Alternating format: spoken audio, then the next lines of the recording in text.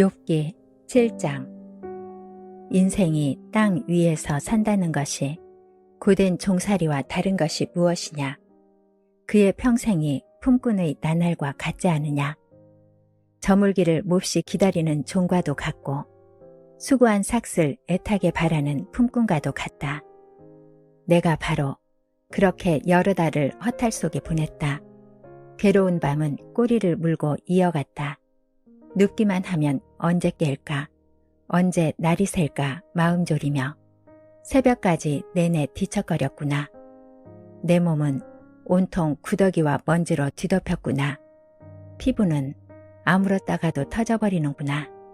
내 날이 배틀의 북보다 빠르게 지나가니 아무런 소망도 없이 종말을 맞는구나. 내 생명이 한낱 바람임을 기억하여 주십시오. 내가 다시는 좋은 세월을 못 볼 것입니다. 어느 누구도 다시는 나를 볼 수 없을 것입니다. 주님께서 눈을 뜨고 나를 찾으려고 하셔도 나는 이미 없어졌을 것입니다. 구름이 사라지면 자취도 없는 것처럼 스올로 내려가는 사람도 그와 같아서 다시는 올라올 수 없습니다. 그는 자기 집으로 다시 돌아오지도 못할 것이고 그가 살던 곳에서도 그를 몰라볼 것입니다. 그러나 나는 입을 다물고 있을 수 없습니다. 분하고 괴로워서 말을 하지 않고는 견딜 수 없습니다. 내가 바다 괴물이라도 됩니까? 내가 깊은 곳에 사는 괴물이라도 됩니까? 어찌하여 주님께서는 나를 감시하십니까? 잠자리에라도 들면 편해지겠지. 깊이 잠이라도 들면 고통이 덜하겠지 하고 생각합니다만 주님께서는 악몽으로 나를 놀라게 하시고 무서운 환상으로 저를 떨게 하십니다. 차라리 숨이라도 막혀버리면 좋겠습니다. 뼈만 앙상하게 살아있기보다는 차라리 죽는 것이 낫겠습니다. 나는 이제 사는 것이 지겹습니다. 영원히 살 것도 아닌데 제발 나를 혼자 있게 내버려 두십시오. 내 나날이 허무할 따름입니다. 사람이 무엇이라고 주님께서 그를 대단하게 여기십니까? 어찌하여 사람에게 마음을 두십니까? 어찌하여 아침마다 그를 찾아오셔서 순간순간 그를 시험하십니까? 언제까지 내게서 눈을 떼지 않으시렵니까? 침, 꼴깍, 삼키는 동안만이라도 나를 좀 내버려 두실 수 없습니까? 사람을 살피는 주님, 내가 죄를 지었다고 하여 주님께서 무슨 해라도 입으십니까? 어찌하여 나를 주님의 관역으로 삼으십니까? 어찌하여 나를 주님의 짐으로 생각하십니까? 어찌하여 주님께서는 내 허물을 용서하지 않으시고 내 죄악을 용서해 주지 않으십니까? 이제 내가 숨져 흙 속에 누우면 주님께서 아무리 저를 찾으신다 해도 나는 이미 없는 몸이 아닙니까? 8장. 수아 사람 빌닷이 대답하였다. 언제까지 내가 그런 투로 말을 계속할 테냐? 내 입에서 나오는 말, 거센 바람과도 같아서 걷잡을 수 없구나. 너는 하나님이 심판을 잘못하신다고 생각하느냐? 전능하신 분께서 공의를 거짓으로 판단하신다고 생각하느냐? 내 자식들이 주님께 죄를 지으면 주님께서 그들을 벌하시는 것은 당연한 일이 아니냐? 그러나 내가 하나님을 간절히 찾으며 전능하신 분께 자비를 구하면 또 내가 정말 깨끗하고 정직하기만 하면 주님께서는 너를 살리시려고 떨치고 일어나셔서 내 경건한 가정을 회복시켜 주실 것이다. 처음에는 보잘것없겠지만 나중에는 크게 될 것이다. 이제 옛 세대에게 물어보아라. 조상들의 경험으로 배운 진리를 잘 생각해 보아라. 우리는 다만 갓 태어난 사람과 같아서 아는 것이 없으며 땅 위에 사는 우리의 나날도 그림자에 지나지 않는다. 조상들이 내게 가르쳐주며 일러주지 않았느냐? 조상들이 마음에 깨달은 바를 말하지 않았느냐? 늪이 아닌 곳에서 왕골이 어떻게 자라겠으며 물이 없는 곳에서 갈대가 어떻게 크겠느냐? 물이 말라버리면 왕골은 뵐 때가 아직 멀었는데도 모두 말라 죽고 만다. 하나님을 잊는 모든 사람의 앞길이 이와 같을 것이며 믿음을 저버린 사람의 소망도 이와 같이 사라져버릴 것이다. 그런 사람이 믿는 것은 끊어질 줄에 지나지 않으며 의지하는 것은 거미줄에 지나지 않는다. 기대어 살고 있는 집도 오래 서 있지 못하며 굳게 잡고 있는 집도 버티고 서 있지 못할 것이다.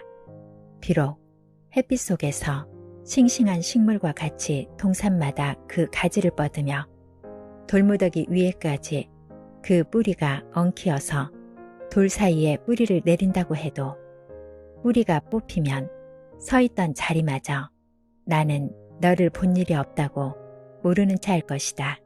살아서 누리던 즐거움은 이렇게 빨리 지나가고 그 흙에서는 또 다른 식물이 돋아난다. 정말 하나님은 온전한 사람 물리치지 않으시며 악한 사람 손 잡아주지 않으신다.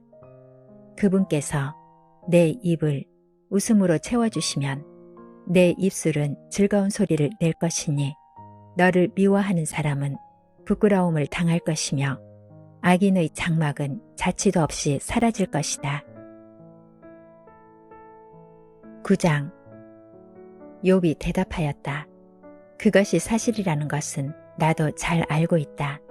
그러나 사람이 어떻게 하나님 앞에서 의롭다고 주장할 수 있겠느냐?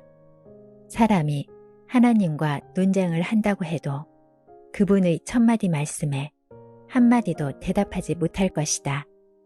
하나님이 전지전능하시니 그를 거역하고 온전할 사람이 있겠느냐? 아무도 모르는 사이에 산을 옮기시며 진노하셔서 산을 뒤집어 엎기도 하신다. 지진을 일으키시어 땅을 그 밑부리에서 흔드시고 땅을 받치고 있는 기둥들을 흔드신다. 해에게 명령하시어 뜨지 못하게도 하시며 별들을 가두시어 빛을 내지 못하게도 하신다. 어느 누구에게 도움을 받지도 않고 하늘을 펼치시며 바닷괴물의 등을 짓밟으신다. 북두칠성과 삼성을 만드시고 묘성과 남방의 밀실을 만드시며 우리가 측량할 수 없는 큰 일을 하시며 우리가 헤아릴 수 없는 기이한 일을 행하시는 분이시다. 하나님이 내 곁을 지나가신다 해도 볼 수 없으며 내 앞에서 걸으신다 해도 알 수 없다. 그가 가져가신다면 누가 도로 찾을 수 있으며 누가 감히 그에게 왜 그러시느냐고 할 수 있겠느냐.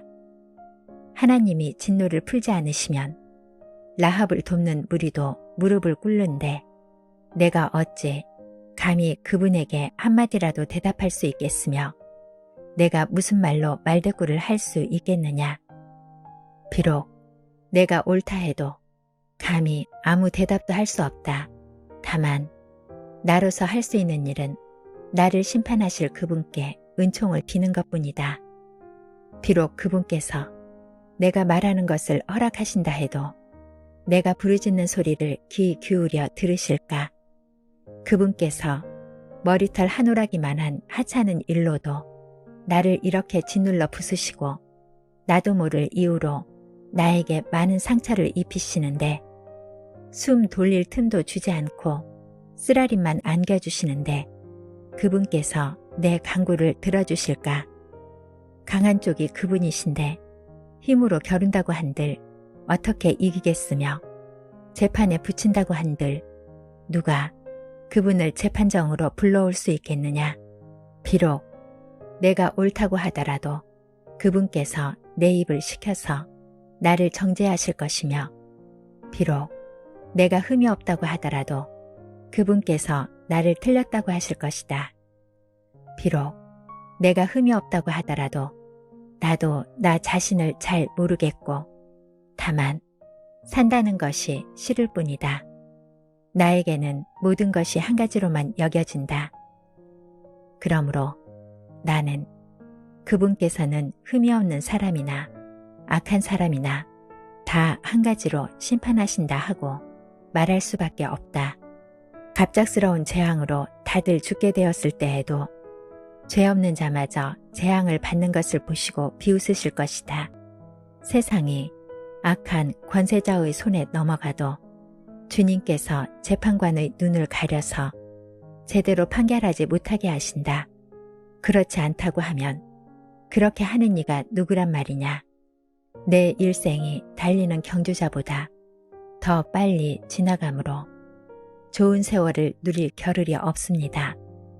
그 지나가는 것이 갈대배와 같이 빠르고 먹이를 덮치려고 내려오는 독수리처럼 빠릅니다.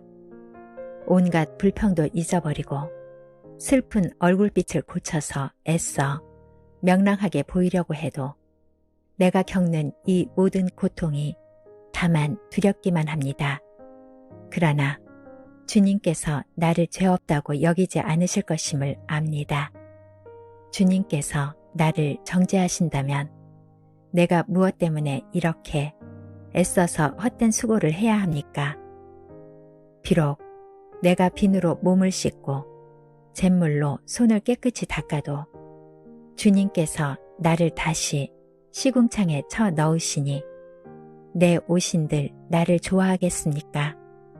하나님이 나와 같은 사람이기만 하여도 내가 그분께 말을 할 수 있으련만 함께 법정에 서서 이 논쟁을 끝낼 수 있으련만 우리 둘 사이를 중재할 사람이 없고 하나님과 나 사이를 판결해 줄 이가 없구나. 내게 소원이 있다면 내가 더 두려워 떨지 않도록 하나님이 채찍을 거두시는 것. 그렇게 되면 나는 두려움 없이 말하겠다. 그러나 나 스스로는 그럴 수가 없는 줄을 알고 있다.